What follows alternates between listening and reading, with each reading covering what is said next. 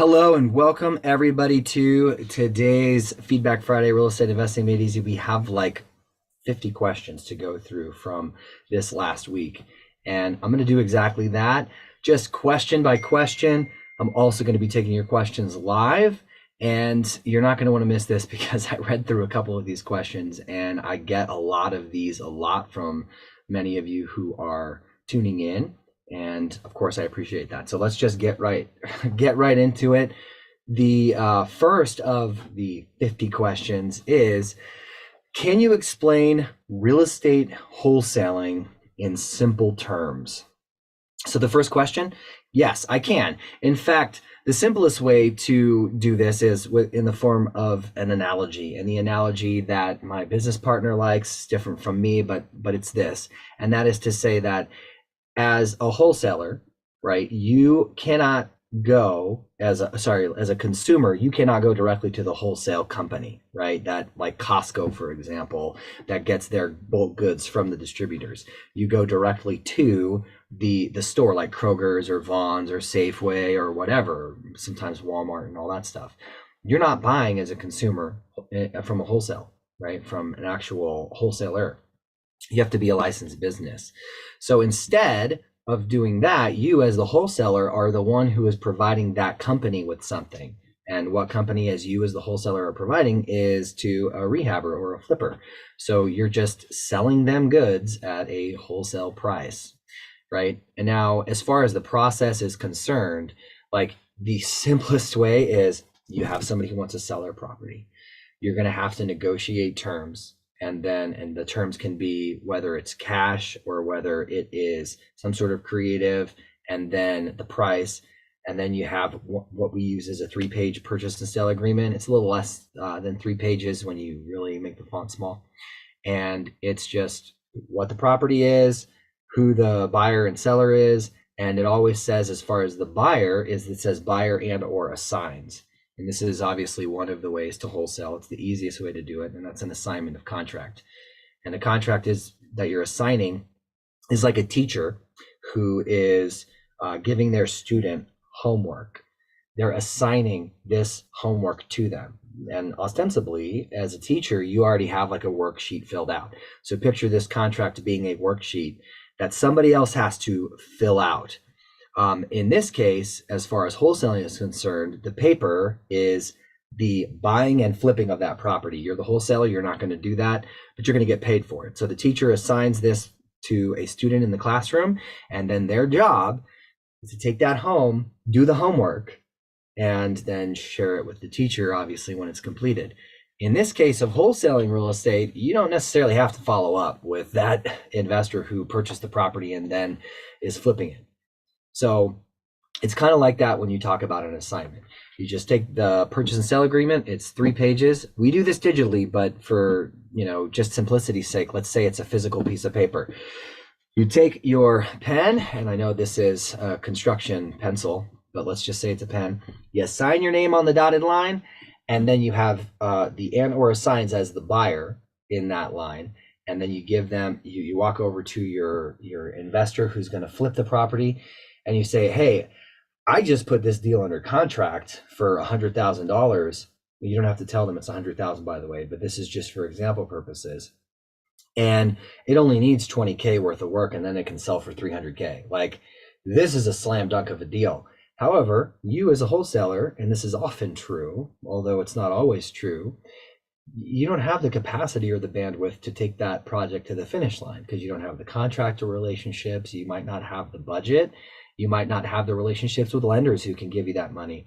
So it's within your best interest to wholesale that property to somebody who does. Well, you marketed to find that deal, and then you negotiated the terms, and that is the price and anything else that was included.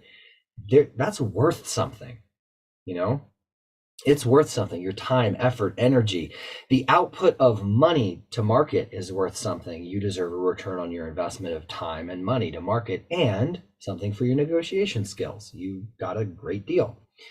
So the rehabber looks at that and says, yeah, damn, that's a really good deal. Yeah, let's do it. And then you will just, in the and or assigns, that gives you the ability, have a second piece of paper that's literally called assignment of purchase and sale agreement. And this is a one-pager.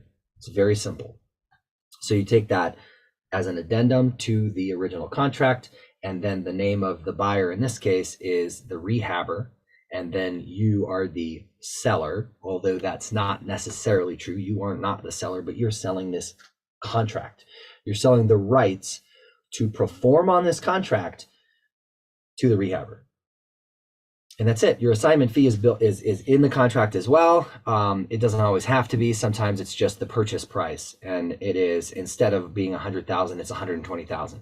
So they agree to buy the property for $120,000, and then by virtue of the fact that you have it under contract for $100,000, your assignment fee is $20,000. There's several different ways to do it. We've done it both ways as far as assignments are concerned. But typically what we're doing right now is it's just the assignment agreement only has the price that they are agreeing to pay, and it doesn't share exactly what the assignment fee is. So all that said, that's the simplest way to explain the process of wholesaling. Of course, there are other ways to do it, which include the double closing, that is the back-to-back closings, and then there's the A2C closing, where it's not legal in all states, but C is the end buyer. B is you as the wholesaler. A is the seller, and actually the second transaction happens first, and the funds go into escrow from the rehabber and then pay off the first transaction. So it's the simplest way to do it is an assignment. So that's the process. All right, question 2 of 50. What criteria do you use to identify potential wholesale deals? So that's a really good question. The criteria is basically 3 numbers. What's the purchase price? What are the repairs? And what's the ARV? In other words, how much money am I going to have to put into this property? How much can I buy it for? And how much can I sell it for? And of course, we take into consideration closing costs and stuff like that. Let me share with you our purchase and sale agreement. So, well, not our purchase and sale, our deal analyzer, so you can see what the numbers are and what our margins are. Because you have to understand that, if you've heard of the Mayo formula, maximum allowable offer, it's not true in all areas. You have to adjust the percentage of ARV that you're able to actually make your offer on. So I'm just going to bring up my deal analyzer to show you the deal analyzer that I use for those types of purchase decisions for wholesaling. It's different from quick offers that is you've heard or seen, likely the on-market offer system. So this is the one that we use. And I'll just go in here when I'm analyzing a deal, and I'm concerned with what I told you, these things right here: the purchase price, the rehab number, and the ARV. And all of these other things are important, but on just a brief overview, right? We need to see those numbers. And of course, we want to know the potential net profit. One thing that we go for when we're analyzing deals is to have $95,000, if that's what it's going to take to fix it up. We're going to need $95,000 or so as profit, because that's like a 1-to-1 risk. Now, it is a 33% net margin. Assuming all cash, it's 68.76. These are really important figures for us, and it also depends on our end buyers. So if you are, as you are, asking the question, can you explain, what are the criteria that you use to identify potential deals? That's on the analysis side. But as far as I'm going to go look for deals and how do I know if it's a good deal from the onset, like what lists to pull and all that stuff. First off, I share a lot about how to pull the right types of lists and what lists we actually pull last week, where it's a video that specifically is about where you're going to be in 2025. So if you do go on the site, on the YouTube channel, you'll see that video, and I think that will explain a lot more in depth about what we're looking for, because I share with you our exact process side by side, and I'm attempting to pull that up on the screen so you can see it right now. So I'm just going to show you. It's this one right here. Where will you be January 2025? So you can check out that video.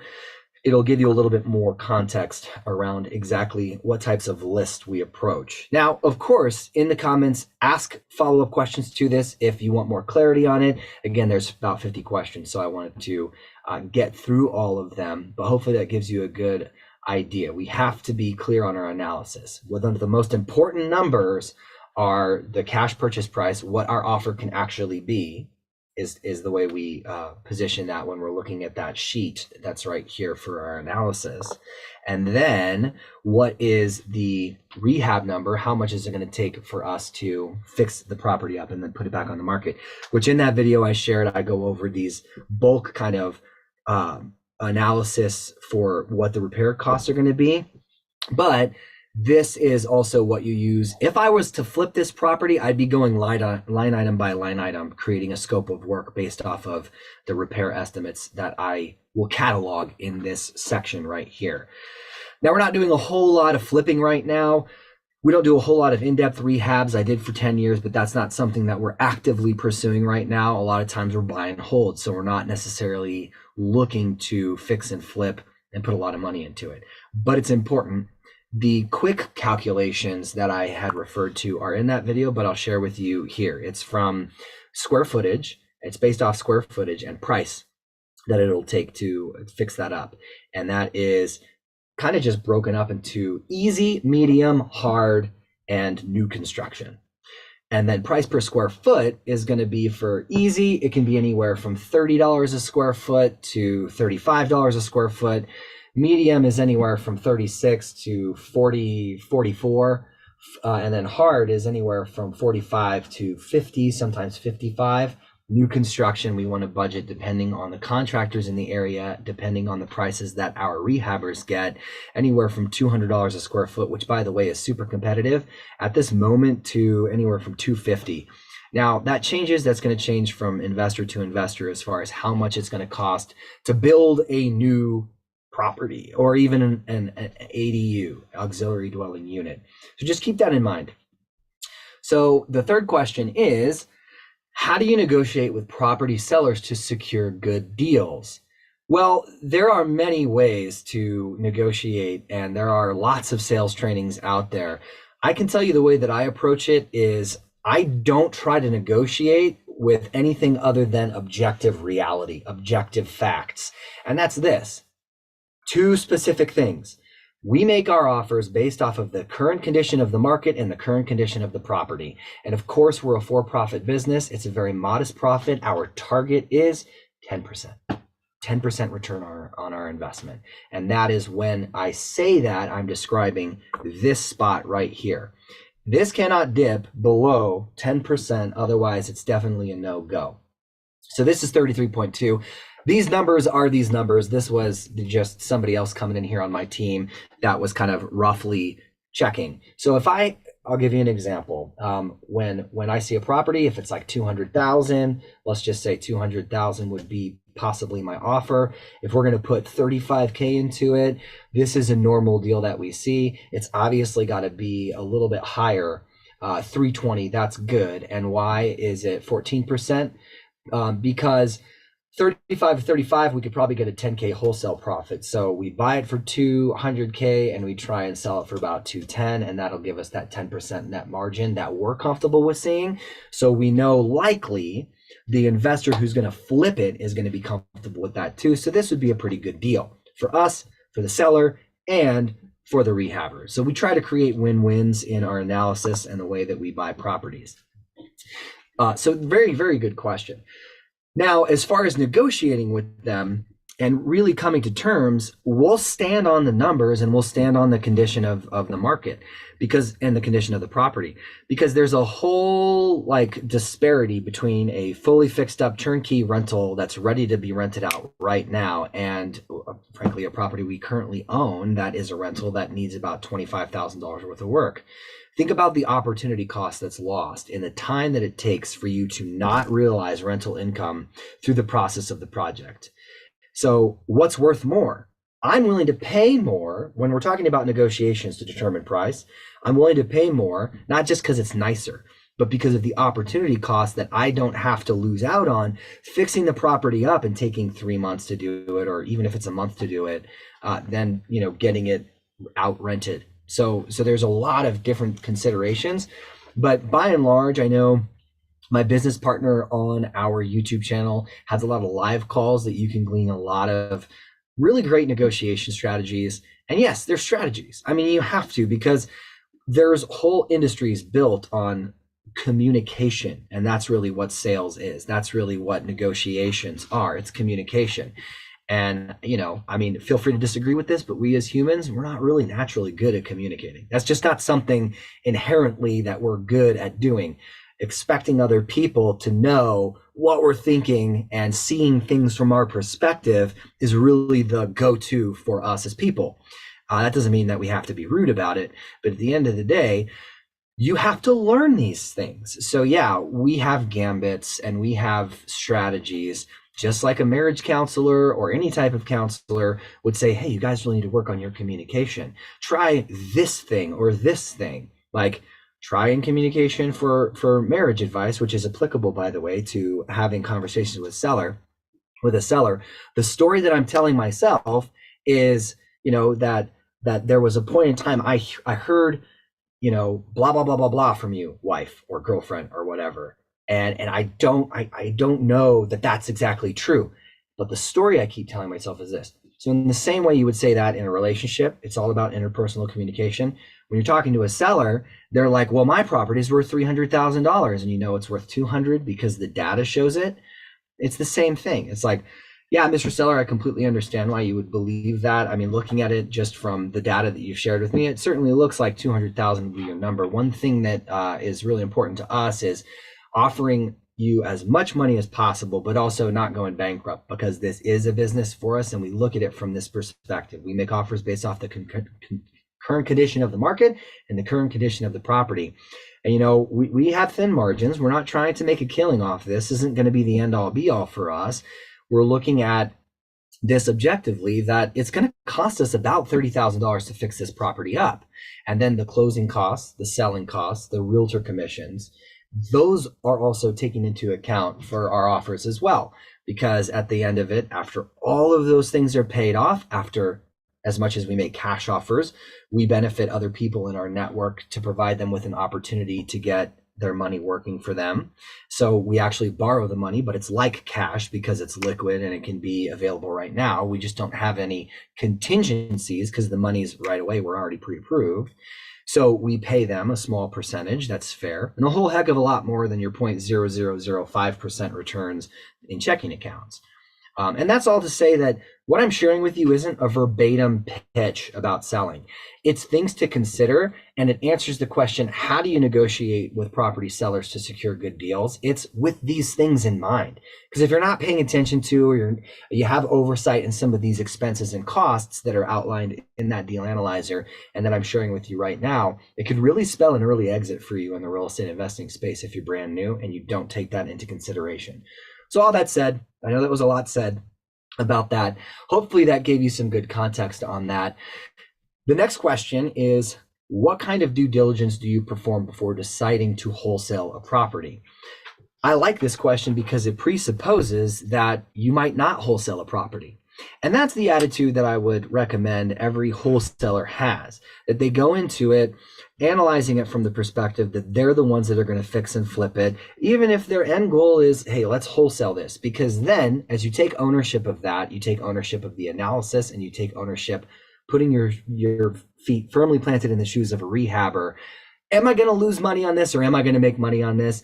Is it going to benefit the seller? And is this going to be a nice product that an end buyer, because without those end buyers who are retail buyers who are going to live in the property, there's no deal. If you don't have buyers, it doesn't matter. So when you're talking about due diligence, it all depends on the location, and it depends on the age of the house. On the East Coast, there's a lot of 1900 builds. Heck, there's 1800 builds, like 1895 and stuff like that. They are really old properties. When you see an old property, just as an example, you got to check, is this historic? In San Diego, by the airport area on Point Loma, there's a lot of historic properties because they're older.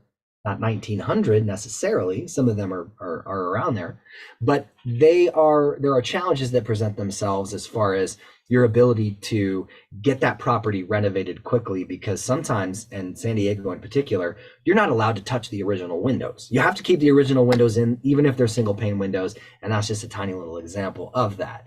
Now, as far as other considerations, when we're doing our due diligence, and I'll use the old property example, is clay pipes. So that is from the actual property to the city sewer. Those older properties often, they have those issues, right? And you're going to need to know and understand if those have been fixed at some point, especially if it's like a 1920 build. And then in addition to that, the electrical and all those, that will definitely play a role in the age of the property. And you'll discover all of that, not just from property records when you realize how old the house is. Effective year built is important too. Because let's say it is a 1900 home, but it got a rehab in 2015, right? And a full rehab, so it's got new electrical, it's all up to current code, because the codes change and you need to know the codes in the area that are current. All that said, we are doing the due diligence to discover how much money do we have to put into this thing as a rehabber, or how much is our rehabber going to have to put into it? Where are the buyers? That's probably the, as I hinted towards, most important thing. Now, if you're looking to actually buy and hold the property, not much changes. As I had mentioned when I was talking about sourcing the deals and then negotiating, are we going to look to buy and hold this property? How much work is going to be needed? And there are a whole lot of other considerations, but the due diligence all boils down to the three numbers that we talked about in the very beginning from a wholesale perspective or even a rehab perspective. What's the purchase price? How much is it going to cost for me to fix this thing up into the condition of what's the ARV, right? And how much it will sell for. And having all those costs associated with the deal itself, continue to keep it in mind, because I didn't share this yet, but the buying costs, this is where you can edit some of this stuff. The holding costs, the total cash required, the gap funds that are needed, and then the selling costs, and then your actual net margins and your profit, your potential profit. And then it all also ties into, again, how much do you need to fix this property up? And that is something that you absolutely need to include in your due diligence. And frankly, everything in the kind of, as I explained this briefly, but everything in the budget estimation section are things that you want to take into consideration, right? And a lot of this might not even be relevant depending on the age of the home. While that's not always true, right? If just consider this, if it's a 2023 build and you're looking for a rental property, you're probably not going to have to worry about, rerouting plumbing. You're probably not going to have to worry about exterior wear and tear and stucco and paint and lath and landscaping, possibly, right? Possibly landscaping or any of these other things. So just know, as confusing as that can be, don't overthink it. You just need to ask your buyers that question and say, hey, what things are you really excited about purchasing and where? And where are you always going to turn away from? Like what zip codes? And then just what is your buy box? That's basically what the question you want to ask if you're looking to get into wholesaling real estate. So can you walk me through a typical wholesale transaction from start to finish? I kind of did already when we're talking about explaining real estate wholesaling in the first place, but I'll do this in kind of a different way. You have to get really good at marketing. That if you're not marketing, you're not in business, because you won't have any leads, right? And when you are looking for leads in the beginning and you've never done a deal, this is probably going to be your biggest bottleneck, which is why we used to do done for you marketing. Now, actually, we have marketing that is a little bit more do it yourself, but it is AI cold callers, and I have a lot of feedback on that. We're in beta right now, and it is an all-in-one CRM that we're developing, and we have already developed that's being tested to make marketing easier.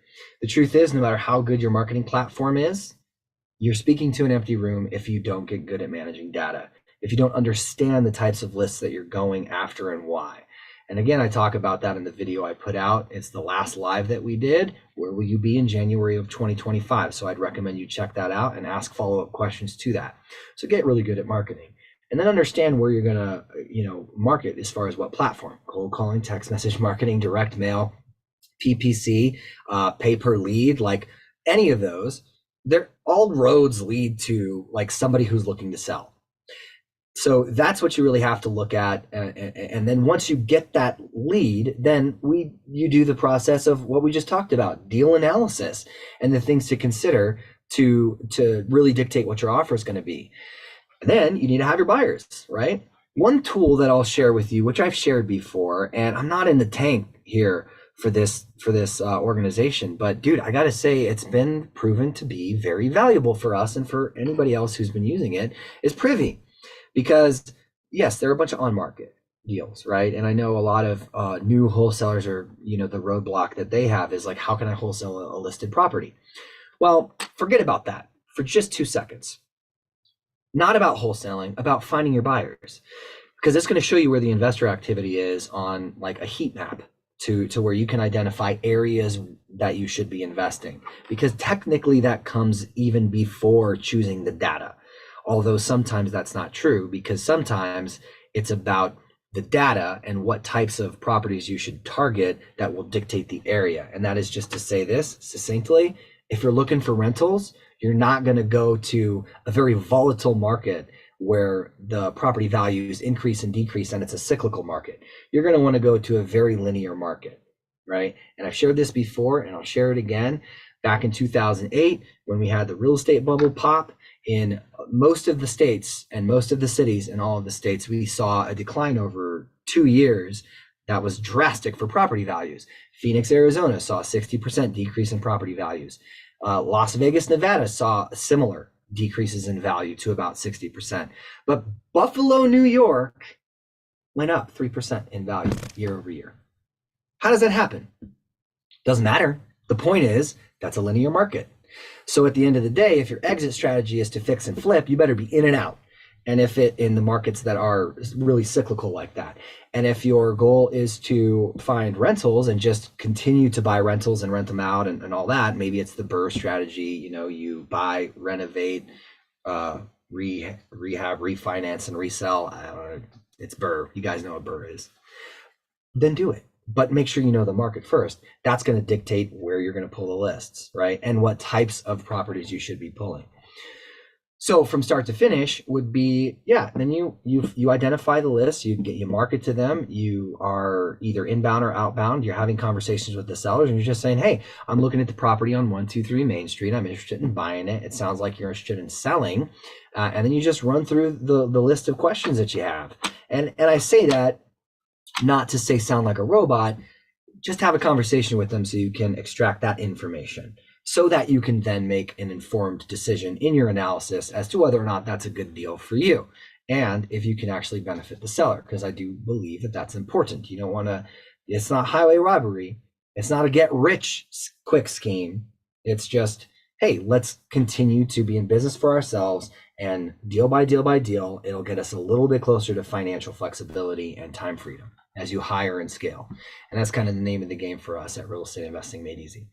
So once you do agree on a price, sign the docs, and then get escrow opened, you fund the deposit for earnest money. Just so you know, our earnest money deposits are very low, and it's for a reason. We've locked up $1 million properties with $100. And that sounds crazy. And I know a lot of people are going to say, well, that's, I can't do that. The truth is, we're making so many offers that if we did the standard pricing for what earnest money is based off of a traditional sale, we wouldn't be able to buy as many properties as we are. We have 35 active transactions right now, escrows funded. Imagine if we had to come to the table with 20% for all 35. It wouldn't happen. So we're still able to buy all those properties, and then whatever we're going to do, close on them and own them, wholesale them, do light rehab, because we're not really doing full scale guts right now.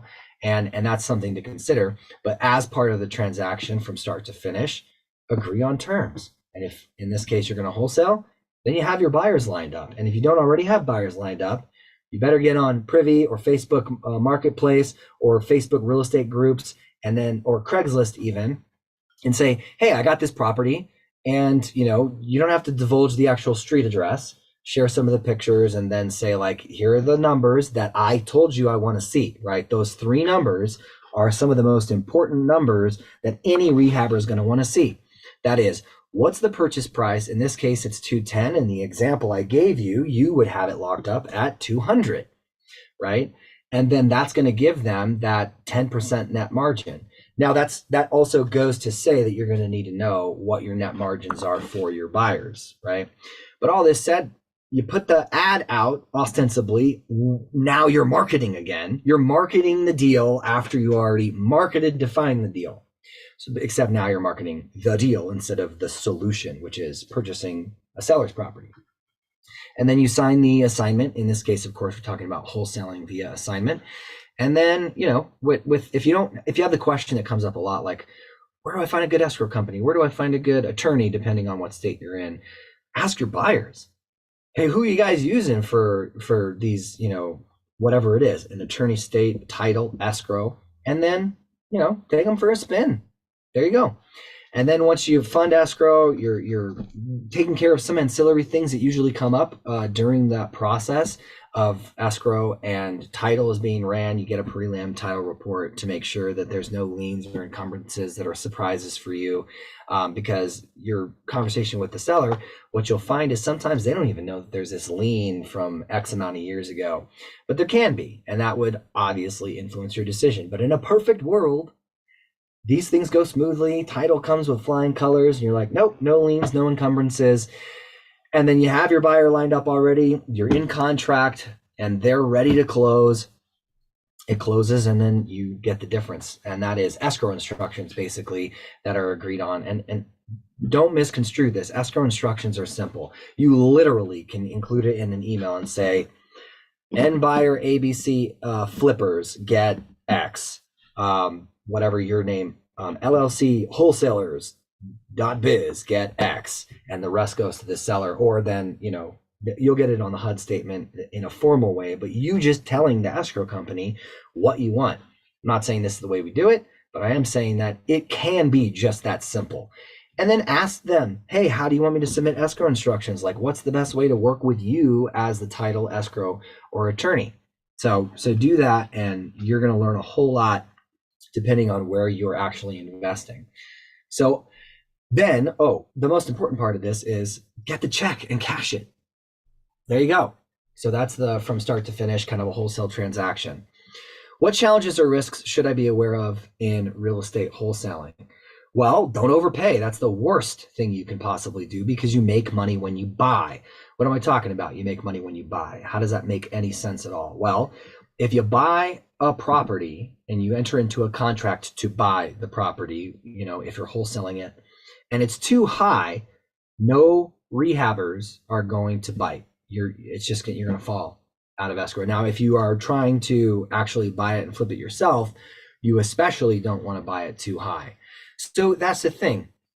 Let them go. Sometimes the best deal you do is the one you don't actually do moving forward on those transactions. So be open and honest. And I know, and I've heard it before, and heck, even the other day on our YouTube channel, I posted a call about Chris negotiating with a seller, and this person said, oh, this is highway robbery. He's trying to steal your property, like run for the hills. And I'm like, hey, that's one opinion to have. I've heard that enough to know that there are many people out there, both in the industry, because they're real estate agents typically, and those who are outside of the industry that have given investors a bad name. So just be honest and say, look, my margins are such that I'm not trying to make a killing off this and get rich like I won the lottery. Obviously, if you put the property on the market, you might get a higher sales price, but the consideration here is there's still commissions that need to be paid. There's still closing costs that need to be paid and all that. So in your analysis, be honest, and that is avoiding a challenge of overpaying and avoiding a lot of the other risks, because transparency is key. So you be transparent and set the proper expectations for the sellers to be transparent too. Say, hey, based on everything that you've told me, provided there's nothing else that I should know about the property, like, I don't know, a sinkhole in the backyard that's spreading to eventually affect the entire house to be just sucked up and then, fall into the abyss, then I'm prepared to offer X, right? So then, of course, if you're doing it virtually, you can get an abbreviated inspection from an inspector, and I talked about that in the last video as well. So I would check that out if you're interested to learn more. So really, those are some of the risks to be aware of. And another risk is that you should definitely be concern yourself with is the buyers. Vet your buyers, vet your rehab buyers. Many people out there, they'll claim to say, yes, that's the price, I'm ready to go, let's do it. And then they're ghosting you. And then you've made promises to the seller that you can't keep because that buyer promised you promises that they can't keep. And who has egg on their face? You. Okay. So definitely want to make sure that you don't fall into that trap. And then another thing to really, as far as risks to be aware of in real estate wholesaling are the local laws, right? In, for example, Chicago or in the state of Illinois, you actually have to have a real estate license to wholesale more, I think, than like one property a year.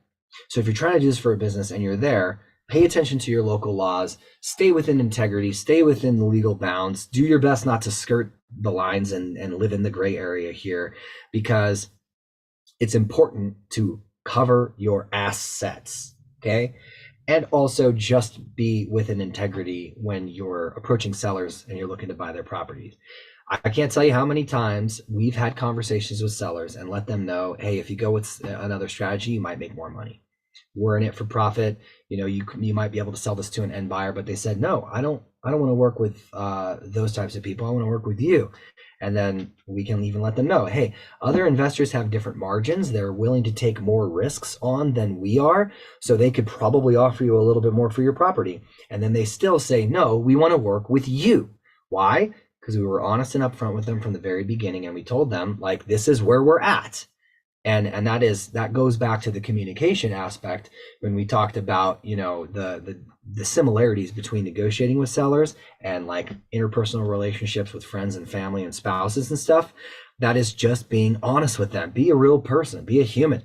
And that's going to help you avoid a lot of the risks that are related to legalities, okay? As well as just burning bridges and making enemies. You don't want to do that, but definitely vet your buyers.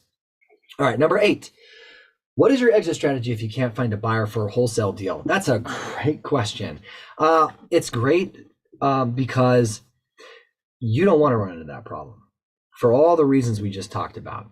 You don't want to run into the problem of not being able to find a buyer. You should already have people who are ready and committed to make offers and or buy your deals so that you aren't in that position. But have we been in it? Yes, we have. And what we do in that case is, again, it goes back to what we already talked about: open, honest transparency with the sellers. One way in which we communicate with the sellers and letting them, like, just being open, saying like, hey, look, we've already said I am not your buyer, but I might know a buyer for this property because we do have a really big buyers list. So if you're still interested in working with us, which, you know, I'd love to be able to work with you, then, you know, we'll agree on a timeline and then we'll put it out there. And if it doesn't sell, we're going to let them know our feedback that we received from buyers who walked the property, from our own intuition, experience, and our own evaluation. And sometimes we just have to say, hey, look, the reason why this isn't selling, why we think that we're not able to get this property to move, your property, Mr. and Mrs. Seller, is because it's just priced way too high. Like, and here's some evidence of that. The comps here, right? This property, it's more square footage. It's got an additional bedroom, and it's sold for less money than you're asking right now, and it's in better condition. So you just be transparent with them.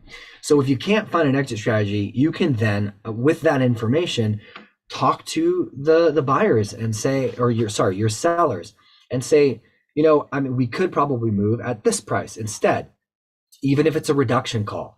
And the worst case scenario, they could say no. But if you were open and honest with them from the very beginning, then this is not going to come as a shock to them, right? Because you can't place your confidence and faith in the unknown. You have to place the confidence and faith that this transaction will go through with certainty so that you can display that confidence and certainty with the seller. But if you don't have that, don't lie. Don't do that. Because that is a recipe for disaster. That's going to get you in a whole lot of trouble. And not only that, even if it didn't get you in trouble, you're going to be defeated, and it's going to spell, once again, an early exit from the wholesaling and the real estate space for you, right? And you didn't get into this business so that you could fail, did you? So number 9, what are there any legal or ethical considerations I should keep in mind in wholesaling? Yes. Yes, there are. We talked about legal considerations as far as laws, and part of that is you in Illinois, you need to have a license as a real estate agent, which is not too terrible. It's pretty simple to get. Just be patient, and then go through the steps necessary. And then as far as ethical considerations, yeah, don't be a scumbag. Don't be a scumbag. Don't take advantage of people. Do what's right. Act with ethics, integrity, and put people first.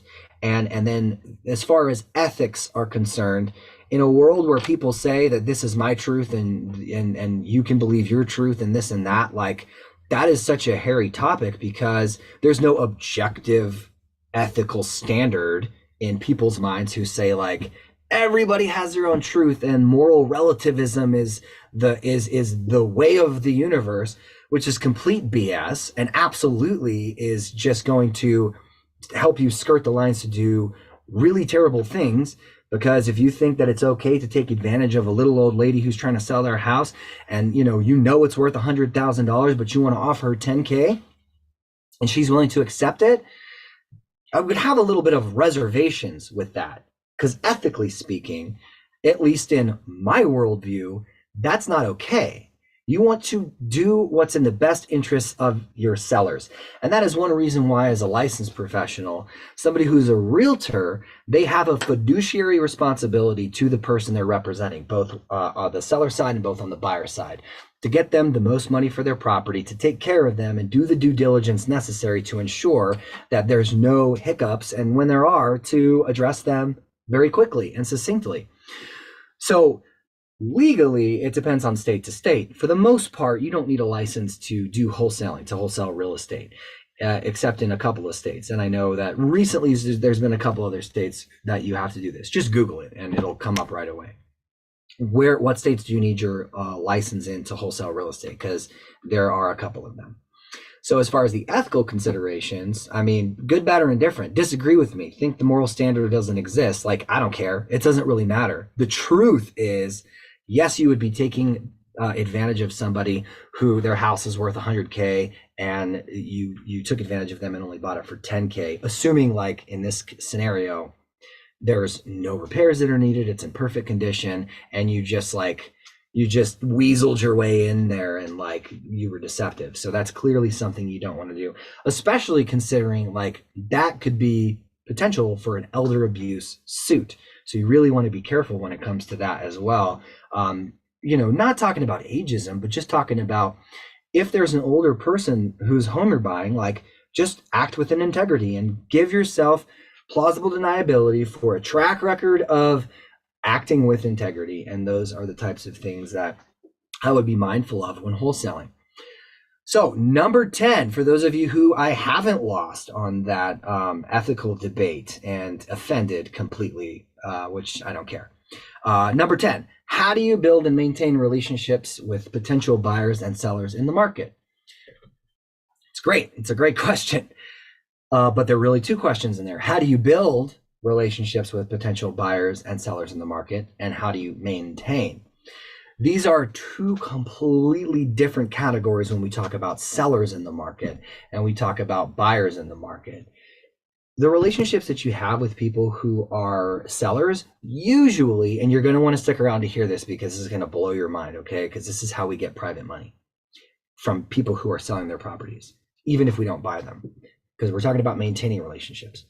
Usually when you're, the most part, when you buy a property from somebody, right, that seller is a one and done, you do your best, what's in the best interest of everybody involved, and then they're on their way and they move on. Maintaining that relationship doesn't normally happen. But if you choose to maintain that relationship, it's always a good idea if it's within the context of you pitch them private money. And that has to start in the discovery process. When you're asking them, so I get it, you're looking for X amount of money for your property. I'm just curious, like, are you looking to buy another home, or, whether it's downsizing or upsizing? Are you looking to buy a boat and go sail across the Atlantic Ocean? And then listen to what they say. A lot of times they'll say, well, no, I'd really like to put this money in some, smart investments. Great. Okay, cool. What are you thinking? And then they talk about, let them talk. And a lot of times what I've heard feedback is real estate. And then I say, okay, well, that's great. So that money that goes directly into your checking account is going to lose value day over day, month over month. And I'm curious, do you currently have an investment that you've already pegged where you're going to put this money into? And, they may say yes, they may say no.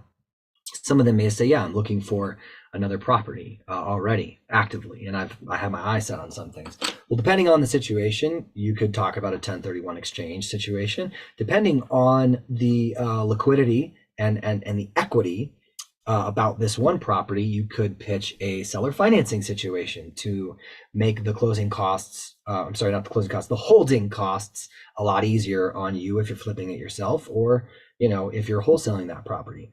So maintaining that relationship, which we have done and continue to do with the sellers, is really just saying, hey, look, you bought this house 25 years ago for $100,000. And now we've agreed on a purchase price of $700,000, okay? Because prices in some areas have literally gone up like that, and it's crazy. What are you gonna do with that money other than let it lose value in a bank account? I haven't thought about that before. Sometimes that's the response. Well, let them know. Like, well, as much as we buy cash, it is borrowed, right? It's just there's no contingencies for a loan because we're already pre-approved, and it can be an escrow and fund this deal as soon as a couple days, right? And oh, well, I'm intrigued. Usually is the spirit of their response in that regard. And then you say, yeah, so we pay a return on the investment to help, as we partner with other people in the area, and also those who we have relationships with nationally, to get a good return on their investment, as opposed to losing value sitting in a bank, or the slap in the face returns that they get from CDs. Now, I will say that we have a whole private money lender training course that is online on our YouTube channel, which you can check out to talk more about that and learn more about the investment side of that in a lending capacity with sellers. But that's for sure one way where you will be able to maintain a relationship in a different capacity with sellers now turned into private money lenders. But other than that, you're not really going to continue to maintain those relationships. Now, as far as the sellers that are real estate investors where you're buying their deals, it's really the same when it comes to buyers who you're selling deals to, and that is selling contracts to wholesale them, or if you're double closing and then you own the property, you're just selling it to them. Maintaining buyers on your buyers list, I would really leverage automations like you could use MailChimp or ActiveCampaign or any of those types of CRMs. Keep your buyers in the CRM, and then just have a little, hey, how's it going? Just checking in to see, depending on the capacity that your relationship is with them, right? Whether they're selling you deals or whether you're going to sell them wholesale deals. Just say, hey, I'm just interested in seeing what your volume is right now if you're looking for more opportunities, right? And then also active transactions that you're currently ready to wholesale. It's very good to put that out to that buyer's list in email form. And every once in a while, call some of your buyers, and then sometimes that's going to be a massive task if you have amassed a buyer's list of, 100,000. But the truth is, you got to have your A buyers, your B buyers, your C buyers, and then everybody else, right? So when we talk about maintaining relationships, you're really going to be maintaining relationships with your A buyers and your B buyers. What the heck is the difference? Well, at the end of the day, it really is contingent upon the relationship and their ability to close and the frequency with which you've been transacting business with them. So the A buyers, those are people who are like, yeah, dude's in my cell phone. If I got a hot deal, I know that it fits him because I know him, I know his business, I know her business, and I can just call him or her right now and say like, yo, I got this transaction. I think you're going to love it. It's a slam dunk deal for you guys based off of what you bought before. 123 Main Street, check the address out. Like, you don't need to email, right? And then they might tell you, he or she might say on the phone right then and there, yeah, this actually does look like a good deal. Okay, great. Hit me back when you got more numbers, and then we'll see where it goes from there, right? In some cases, I'm alluding to the fact that we're asking them to set the price that they want to purchase it at. And you can do that as you wholesale properties, but you can also have a purchase price in mind already where you have a set price, and then you negotiate from there. But that's really how you do it. You want to interact with people. It's just like maintaining any other type of relationship, right? When it comes to, having conversations with them regularly and checking in. Regularly is up for debate though, right? Should it be every week? Should it be every month? That's going to depend on how regularly you're doing deals or not, okay? But definitely continue to follow up with your buyers to make sure that they're still actively buying, so that when you do get a property under contract and continue to, you can be confident that the question that you asked earlier, which is, what is your exit strategy if you can't find a wholesale buyer for your deal, doesn't actually happen, right? So that you are confident your buyers will move forward, okay? So it's a good question that's related to that other question you asked about exit strategies for deals that don't sell, and keep that in mind. So question number 11, can you share any success stories or case studies from your real estate wholesaling experience? Yeah, there's a lot of those, okay? And we actually did a lot of videos on some of those, and I would encourage you to check those out. I don't think it's prudent for me to go through that at this exact moment, because that could take a lot of time and then we won't be able to get to the other questions. But I will just say there are several case studies. They're on our YouTube channel. And what I'll do is I'll leave a link in the description below to some of those case studies, okay? So that you can kind of go through them and see where the deal came from, where that lead came from, what we did with the deal, and the ins and outs of it, right? And that's just wholesale deals. That's also, we have wrap deals. We have all sorts of creative case studies and stuff that we've done too. So number 12, what type of properties or neighborhoods do you find most lucrative for wholesaling? Those that are best suited for rehabbing. That's the short answer. So if you're identifying a market that, you see a lot of buyer activity, which again, I would use Privy, okay? And I'll put a link, that's an affiliate link in the channel. If you guys are like, dude, I like you, I want to use it, go ahead, or don't. I don't care. What I do care is that you guys take action on this stuff, because the information we're sharing will get you closed deals and will help you scale your business. So those are the types of properties that are most lucrative for wholesaling, ones that are really good opportunities to actually flip, because ostensibly that is most common. That is, you're wholesaling to an end buyer who's going to fix and flip it, put it back on the market for a retail buyer. Now, you can have other buyers that are rental buyers, and that could be just as lucrative. And that's going to also dictate the markets in which you should be investing. And I would consider that. So 13, how do you handle marketing and advertising to attract potential sellers and buyers? Again, two different things, sellers, buyers, all right? Buyers, when it comes to looking for dispoing deals, we have an entire dispo system, an entire dispo team. We have an entire portion of the CRM that we use dedicated to dispo, right? We also use Investor Lift, and we're actively getting buyers every single day. They're new buyers nationwide, so we have 4 million plus buyers, okay? But the marketing to them is, I mentioned Investor Lift. Most people probably won't get Investor Lift, and that's okay. You don't need it. It's Facebook groups. It's REIAs, right? Real estate investor associations in your local area physically meeting up.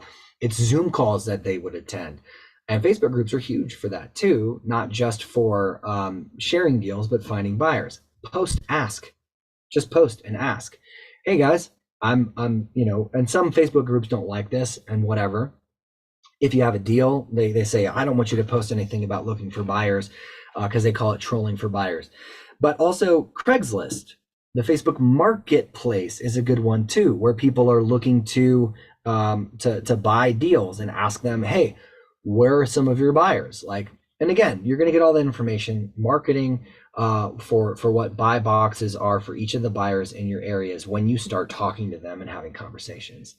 But those are really good methods to find buyers. Privy is another way to find buyers. Let's just say it that way. You can download a list of cash buyers. Skip Trace it. I'd recommend best Skip Tracer. I'll leave a link in the description. And then you call them. You can text blast them, whatever.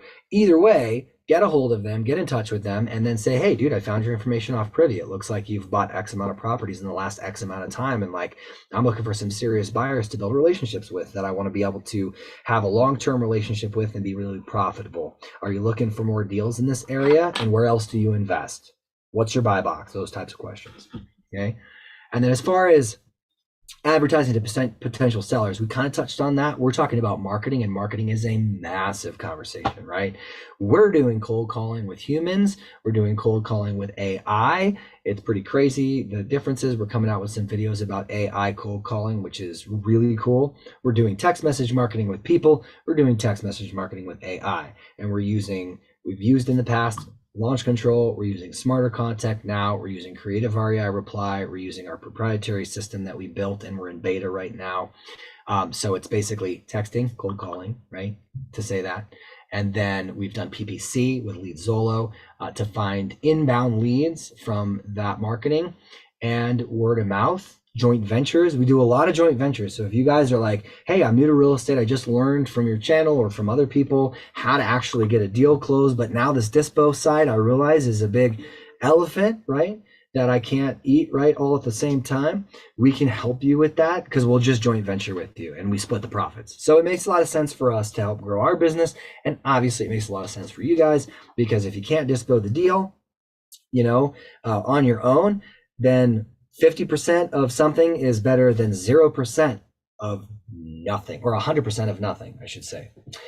So all that said, we do joint venture as well. So are there any specific contracts or documents involved in the wholesaling process that I should be familiar with? We talked about that. We talked about the purchase and sale agreement, the assignment of purchase and sale agreement. And there's a couple other things that escrow companies, as you continue to reach out to them, as you continue to reach out to buyers, you will familiarize yourself with. Like if you're looking for, the subject to purchases and stuff, then you may need, especially in a foreclosure situation, authorization to release information. Those things will come when you need it. Then when you have a deal on the table, all deal specific questions, ask, okay? Whether it's me, because you like me, or if you don't, ask somebody else that can get you the answer. Because the answer is, it's pretty simple in the beginning, but after a while, it's going to be a little bit more challenging. The only other thing I'd say as far as documents is you want to make sure that you're tracking your KPIs properly and that you have a good doc for analysis, right? Not just pulling out the calculator on your phone and saying, okay, well, I'm going to estimate that, okay, it's a good deal. Because that is a way to potentially miss a few things that are really important, which we discussed earlier in this video. It's a very good question though, but yeah, those are the documents to be familiar with. And then some of the other things will come in time as you're transacting deals. What role does networking play in the success of a real estate wholesaler? So it plays a lot, and whether you're virtually networking or whether you're networking in person, rubbing elbows, having some drinks, going out to social gatherings of other investors like REIAs I mentioned before, you're going to want to continue to network. Facebook groups, even finding other buyers on Craigslist, even finding wrap buyers on Craigslist and wrap buyers on Facebook Marketplace. It's just going to help you because you need all of these contacts, especially if you don't know where to start. You need to have an escrow company or a title company or an attorney. You need to have buyers in your back pocket that you've built relationships with and continue to foster those relationships in the same way that we mentioned how to earlier. So that it's a critical role. No man is an island. No woman is an island in this business. Even if you're a solopreneur, you cannot do this by yourself. So you absolutely want to continue to nurture relationships because this business is a relationship business, both on the real estate investing side as well as on the traditional real estate side. Many contacts, including agents, you're going to want to continue to network with and be vocal about what you're doing. Be vocal and be honest about it too. Because if you're brand new, you don't have to say, man, I'm so brand new to real estate, I don't have any idea what I'm doing. Say like, hey, I'm just curious about X, Y, and Z. That's it. You're being honest that you don't know and you're asking the question. Doesn't matter. You don't have to also say like, oh, the reason I don't know it is because I just started yesterday. Who cares? Doesn't matter, right? Just ask the question and then get the answer. And of course, if you want to get to know them more personally, like, of course you can tell them, yeah, no, I'm just getting started. And I'm on fire for it and I'm learning and I'm really soaking this information up and I'm taking action. So I'm not suggesting that you try and hide the fact. I'm just saying you don't need to divulge it unless you're actually already kind of like building rapport with one another and then you're having that relationship that's being cemented at that moment. Okay. What number 15? I don't know if we're going to get to all 45 of these, dude, but we'll try. What role does networking play in the success of a real estate wholesaler? The one I just read. How do you determine the assignment fee or profit margin for a wholesale deal? We kind of talked about that. Our net margin tolerance is our risk tolerance, and that is we're not going to go below 8.5%. Now, in some markets, that's got to change because the price points are different. Okay. But using that deal analyzer, which I'll link in the description below for you guys, that I've already shared, which just in case you're tuning in right now is this one right here. So I'll give you this one right down here. I'll link it in the description. So it'll share the net margins. It'll share all of those real numbers that you want to pay attention to. So we'll get that to you. So I think that that's probably not the best answer. How do you determine the assignment fee? It's really based off of what is like equitable, what's fair, and what's reasonable, and what assignment fee is not going to be taking advantage of somebody, in addition to the fact that it is all determined on the current condition of the market and the current condition of the property. Okay. Can you provide insight into current market trends that may impact real estate wholesaling? Yeah, sure, I can actually. So globally right now, we're seeing a lot of things, supply chain issues that can affect national trends for buying and selling and prices of things going up, which then affects the real estate market. Interest rates also, when we're talking about leveraging bonds and this and that for the government spending, because they go to incentivize people to buy their debt. And, this is kind of like this push and pull. Then the Fed changes interest rates. All of this stuff is affecting the real estate market. And anybody who is crying chicken little, don't listen to them. I don't care if the market dips like it did back in 2008. You guys know that in a declining market with real estate in, our crosshair here, it's created more millionaires than any other time in history. So doesn't really matter what my opinion is. Just know that even if my opinion is, oh, dude, the market's going to just crash. 2024 is the way. We're going to have the internet go out. We're going to have the power grid, all that stuff. I'm not going to get conspiratorial on you.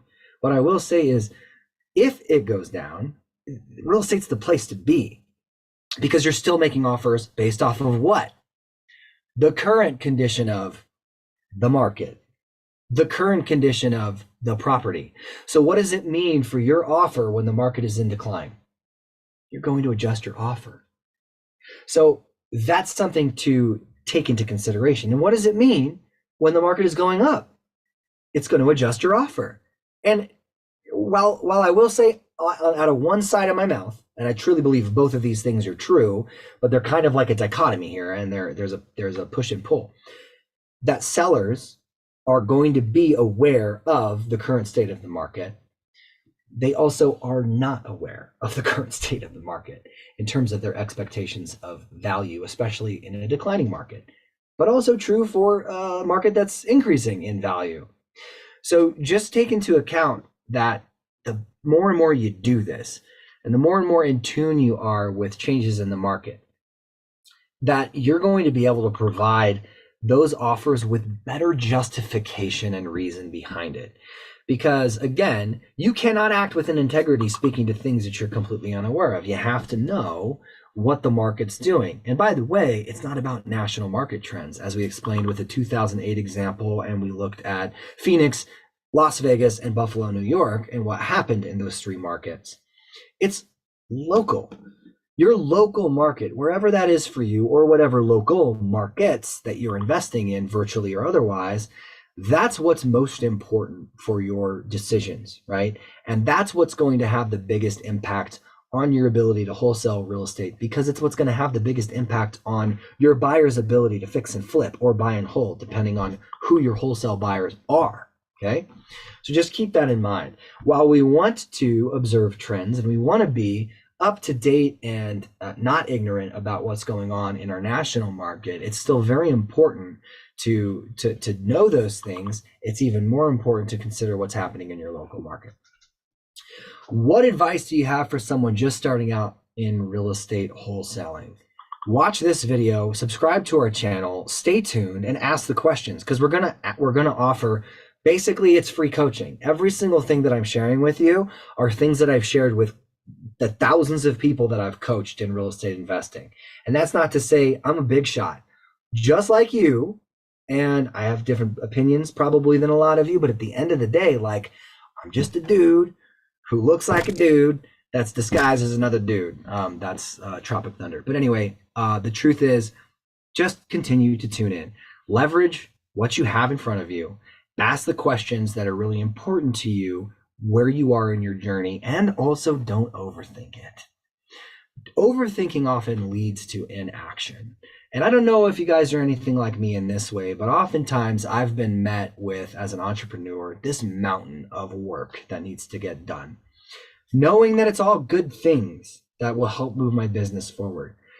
But sometimes I personally get to a point where like there's so many things on my to-do list that like I'm just like, all right, I'm out. I'm gonna go take a break because I cannot focus. So the best advice I can give to you is one thing at a time, as best as you can.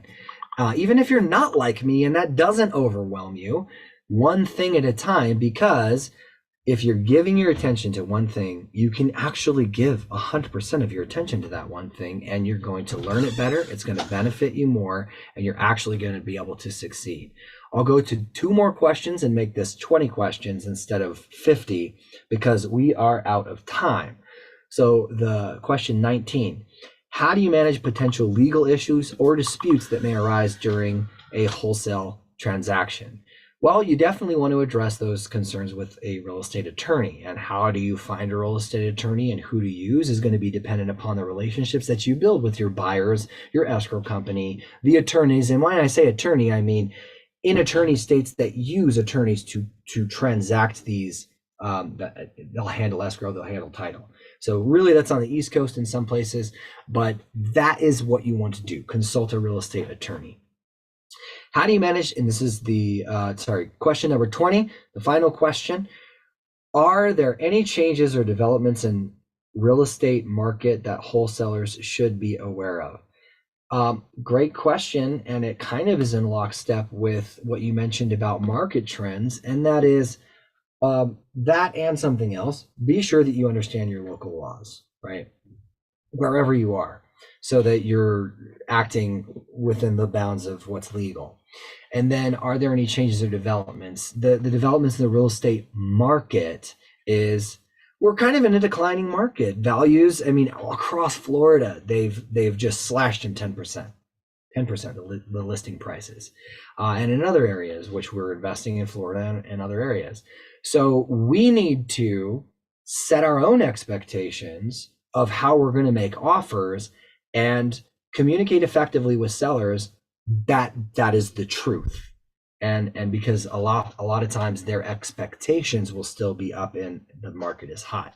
And I think one of the reasons for that, not to throw realtors under the bus, but I think one of the reasons for that is because realtors are really excited and they want to get that property listed and they want it to sell for more, but they're just not aware of the fact that truly it will not. So it sits on the market and then there you go, that it doesn't sell. And then eventually they'll have to have a price reduction.